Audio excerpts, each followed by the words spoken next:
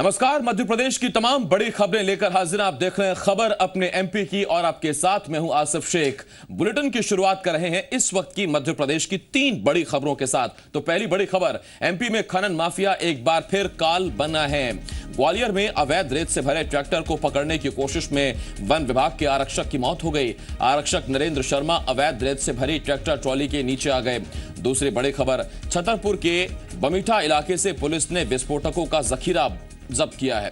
Police ने छापा मारकर मौके से 12 पेटी अमोनियम नाइट्रेट, जिलेटिन की 13 छड़ें समेत विस्फोट में शामिल होने वाली दूसरी चीजें भी बरामद की हैं। और तीसरी बड़ी खबर, मध्य प्रदेश के मुख्यमंत्री शिवराज सिंह चौहान ने आज यूपी के वृंदावन में भारतीय जनता युवा मोर्चा के कार्यक्रम में हिस्सा लिया।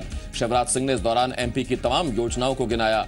उन्होंने किसानों को सस्ते लोन से लेकर लाडली लक्ष्मी तक एमपी सरकार की कई उपलब्धियां गिनवाई।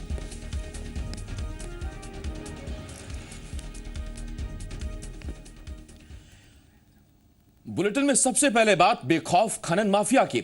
मध्य प्रदेश में खनन माफिया बेलगाम है और जो खनन माफिया को पकड़ने की कोशिश करता है उसे उसकी कीमत जान देकर चुकानी पड़ती है।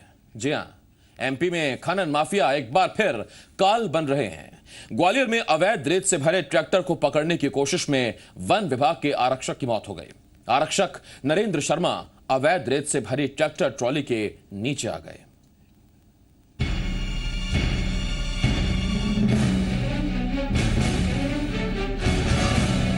फिर काल बना रेत खनन माफिया। खनन माफिया ने फिर ली एक जान। एमपी में रेत खनन माफिया एक बार फिर एक वर्दी वाले के लिए काल बन गया। अवैध रेत से भरी एक ट्रैक्टर ट्रॉली को रोकने की कोशिश में वन विभाग के आरक्षक नरेंद्र शर्मा उसकी चपेट में आ गए और उनकी मौके पर ही मौत हो गई। घटना ग्वालियर के पुरानी छावनी इलाके की है।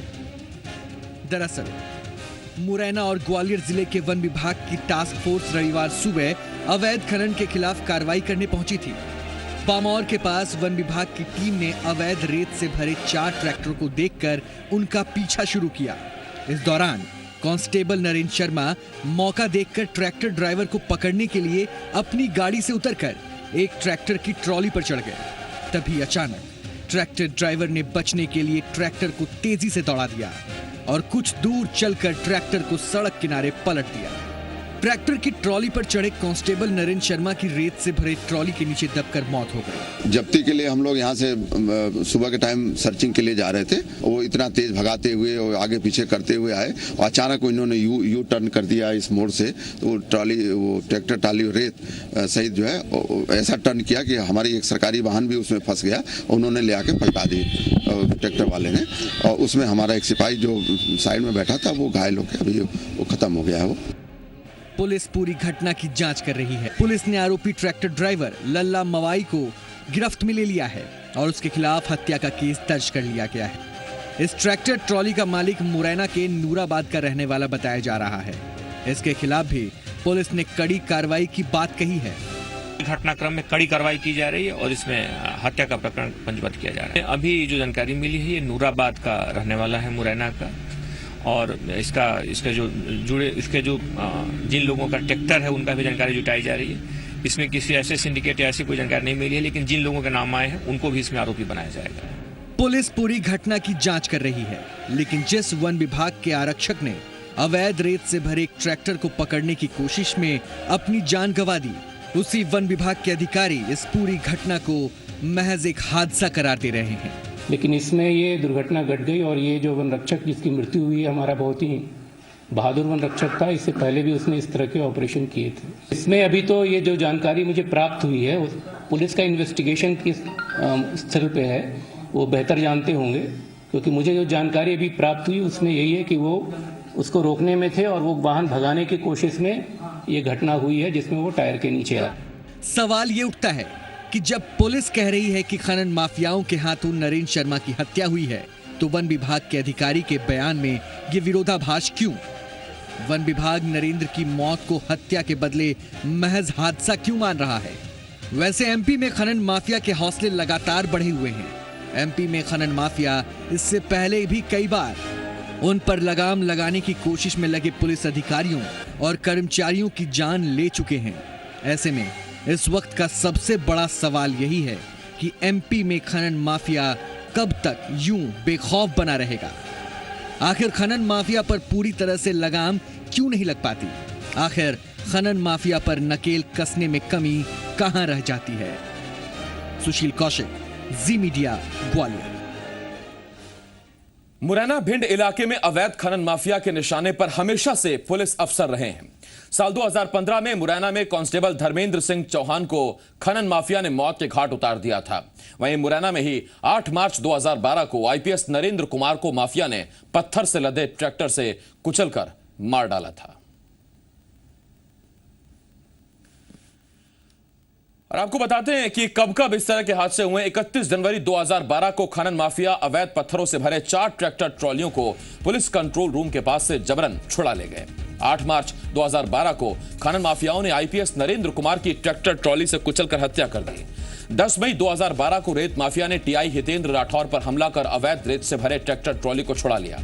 25 मई 2012 को रेत माफिया ने मुरैना शहर में एएसआई पर रेत से भरा ट्रैक्टर ट्रॉली चढ़ाकर मारने की कोशिश की। 29 जुलाई 2012 को सिविल लाइन थाना पुलिस पर रेत माफिया ने फायरिंग कर 2 आरक्षकों को घायल किया। 28 दिसंबर 2012 को सैकड़ों रेत माफिया ने थाने में जब्त वाहनों और पेट्रोलिंग गाड़ी को आग लगाई। पुलिस वालों ने रात भर थाने की छत पर चढ़कर जान बचाई। 17 मार्च 2013 को सराय छौला थाना क्षेत्र में गिरफ्तार 5 साथियों को छुड़ाकर ले गए खनन माफिया। 31 मार्च 2014 को माफियाओं ने एसएफ बटालियन के प्लाटून कमांडर और सिपाहियों को गोली मारकर घायल कर दिया। इसके अलावा 30 जनवरी 2015 को अवैध रेत से भरे ट्रैक्टर को पकड़ने गई वन विभाग की टीम पर खनन माफिया ने फायरिंग की। 3 मार्च 2015 की रात एसपी चंबल अभ्यारण्य पर खनन माफिया ने जानलेवा हमला किया।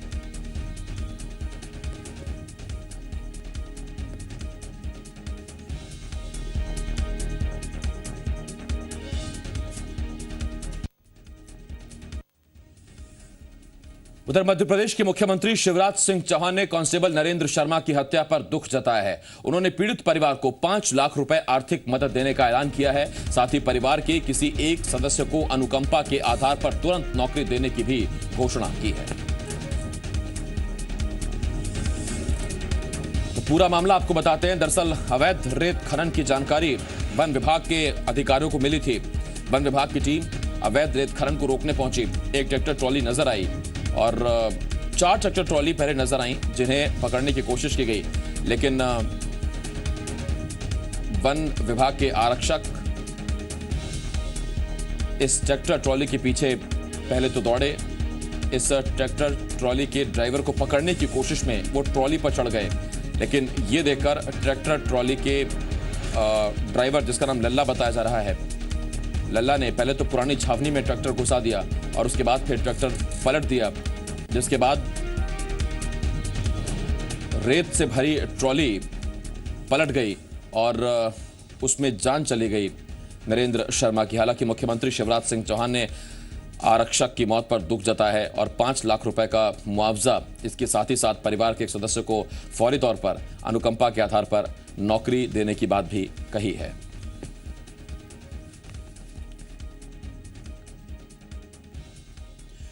और इस वक्त एक बड़ी खबर आ रही है। बड़ी खबर बता रही है कि किस तरह से मुरैना में अवैध खनन माफिया किस तरह से लगातार हमलावर हो रहे हैं, लगातार दबंगई दिखा रहे हैं। रेत की ट्रॉली को लेकर गोलीबारी का मामला सामने आया है। तो ये बड़ी खबर इस वक्त हम आपको बता रहे हैं। एक तरफ जहां वन विभाग के आरक्षक को मौत के घाट उतार दिया गया, तो अब ट्रॉली निकलने से रोकने पर गोली चलाई गई है। यह बड़ी खबर इस वक्त हम आपको बता रहे हैं और बड़ी खबर मुरैना से ही आ रही है, जहां रेत की ट्रॉली को लेकर गोलीबारी की गई है। बताया जा रहा है कि इस गोलीबारी में एक शख्स की मौत हो गई है जबकि एक शख्स घायल हो गया है। तो ये बड़ी खबर इस वक्त हम आपको बता रहे हैं और बड़ी खबर आ रही है। रेत की ट्रॉली को लेकर गोलीबारी हुई है। ट्रॉली निकलने से रोकने पर गोली चलाई गई है। रेत माफिया पर आरोप लग रहा है फायरिंग का, जिसमें एक शख्स की मौत हो गई है जबकि एक गंभीर रूप से घायल हुआ है। तो ये बड़ी खबर इस वक्त हम आपको मुरैना से बता रहे हैं। तो मुरैना में रेत की ट्रॉली को लेकर गोलीबारी हुई है। ट्रॉली निकलने से रोकने पर गोली चली है, जिसमें फायरिंग में एक शख्स की मौत हुई है, एक शख्स घायल हुआ है। बताया जा रहा है कि सिविल लाइन थाना इलाके का यह पूरा मामला है। तो आज ही अवैध रेत खनन के मामले में एक वन विभाग के आरक्षक को कुचल दिया गया, उसकी मौत हो गई। और अब खबर आ रही है कि मुरैना में रेत खनन को लेकर गोली चली है। शैलेंद्र सिंह, जी मीडिया संवाददाता मुरैना से इस बड़ी खबर पर हमारे साथ जुड़ रहे हैं। शैलेंद्र, रेत माफिया और प्रशासन में यह फायरिंग हुई है या फिर आपस में ही खनन को लेकर फायरिंग हुई, जिसमें बताया जा रहा है कि एक शख्स की मौत हुई है? देखिए, आपको मैं बता दूं कि ये जो पूरा घटनाक्रम है ये सिविल लाइन थाना इलाके के जौरी गांव का है।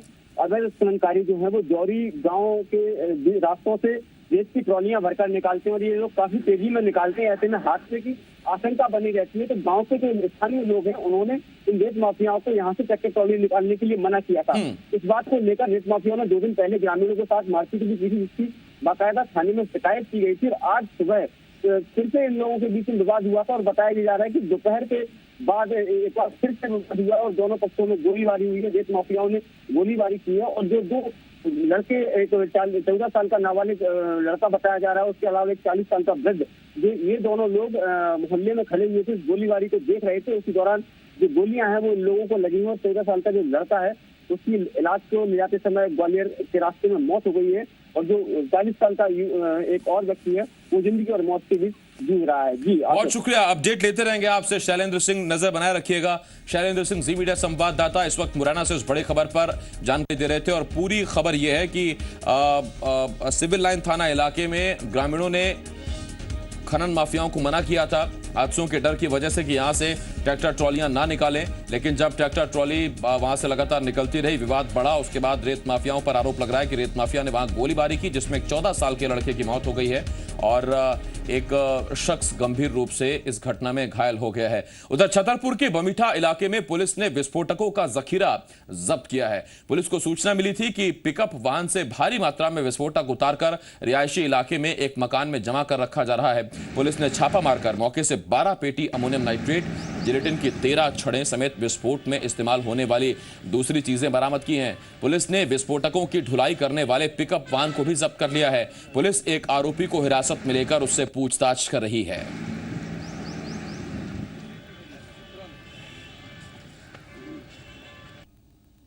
इसी क्षेत्र में बमीठा में एक गाड़ी में वो रखा हुआ है विस्फोटक पदार्थ, तो उस पर तत्काल छापामार कार्रवाई की गई, जिसमें एक पिकअप गाड़ी जिसमें 12 बोरी अमोनियम नाइट्रेट है, उसमें एक आरोपी को भी पकड़ा है। मध्य प्रदेश के मुख्यमंत्री शिवराज सिंह चौहान ने आज यूपी के वृंदावन में भारतीय जनता युवा मोर्चा के कार्यक्रम में हिस्सा लिया। शिवराज इस दौरान एमपी की तमाम योजनाओं को गिनाना नहीं भूले। उन्होंने किसानों को सस्ते लोन से लेकर लाडली लक्ष्मी तक एमपी सरकार की कई उपलब्धियां गिनवाई। प्रधानमंत्री जी ने अपना एक मंत्र दिया है, बेटी बचाओ बेटी पढ़ाओ। नौजवान मित्रों, मध्य प्रदेश की धरती है, हमने तय किया कि बेटी पैदा होगी मध्य प्रदेश में तो लखपति पैदा होगी। लाडली लक्ष्मी योजना बनाई, आप 0% ब्याज पर कर्जा नहीं लेंगे। अगले साल से तो खाद और बीज के लिए 1 लाख दे जाओ तो कितने वापिस दे जाओ? 90,000 वापिस दे जाओ। ये चमत्कार के मध्य प्रदेश की धरती पर भारतीय जनता पार्टी की सरकार करना चाहती है। और अब तो सामान्य वर्ग के गरीब बेटा बेटियों को भी स्कॉलरशिप देने का फैसला मध्य प्रदेश की धरती पर जात पात पूछे कोई, गरीबों भले गरीबों हुई, बच्चों में क्या उज्जैन पहुंचे एमपी बीजेपी के अध्यक्ष नंद कुमार सिंह चौहान जेएनयू छात्र संघ के अध्यक्ष कन्हैया कुमार पर जमकर बरसे। चौहान ने कहा कि जो लोग देश के खिलाफ नारे लगा रहे हैं वो खलनायक हैं। चौहान के मुताबिक जो लोग कन्हैया का स्वागत कर रहे हैं वो सभी अलगाववादी हैं। नंद कुमार सिंह चौहान ने पश्चिम बंगाल विधानसभा चुनाव में लेफ्ट की तरफ से कन्हैया को चुनाव प्रचार के फैसले पर कुछ भी कहने से इनकार कर दिया। उन लोगों ने उनका स्वागत इसलिए किया कि एक अलगाववादी लोगों का वो हीरो है, वो देश का हीरो नहीं हो सकता। ऐसे लोग तो देश के खलनायक ही कहलाएंगे। शिवपुरी जिले के भगोरा गांव में मछली प्रजनन केंद्र के पास बने नाले में 12 फीट लंबा मगरमच्छ निकल आया, जिससे इलाके में सनसनी फैल गई। आनन फानन में लोगों ने मगरमच्छ निकलने की सूचना वन विभाग को दी। मौके पर पहुंची वन विभाग की टीम ने रेस्क्यू कर कड़ी मशक्कत के बाद मगरमच्छ पर काबू पाया और पकड़कर मड़ीखेड़ा बांध में छोड़ दिया। दरअसल भगोरा गांव के आसपास का क्षेत्र माधव नेशनल पार्क से घिरा हुआ है और नेशनल पार्क में बनी झीलों में बड़ी संख्या में मगरमच्छ हैं, जो आए दिन आसपास के इलाकों में निकलते रहते हैं।